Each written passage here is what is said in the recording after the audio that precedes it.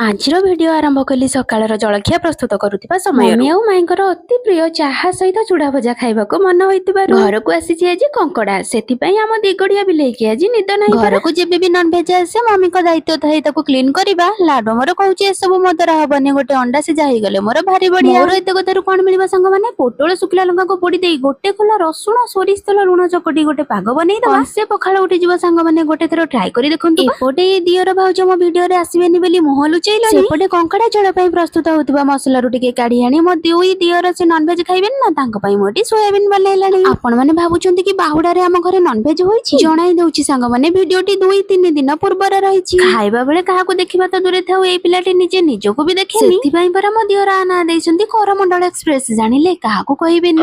ଆଜିର ଏଇ ବାହୁଡା ଯାତ୍ରାରେ ମହାପ୍ରଭୁ ବଡ ଦେଉଳକୁ ବାହୁଡିଲେ। ଏଇଠି ଥାଇ ହାତ ଯୋଡୁଛି ପ୍ରଭୁ, ଯେଉଁମାନେ ବି ମୋ ଭିଡିଓ ଦେଖୁଛନ୍ତି ସମସ୍ତଙ୍କ ଦୁଃଖ କଷ୍ଟ ଦୂର କର, ଆଉ କିଛି ଲୋଡା ନାହିଁ। ଜୟ ଜଗନ୍ନାଥ।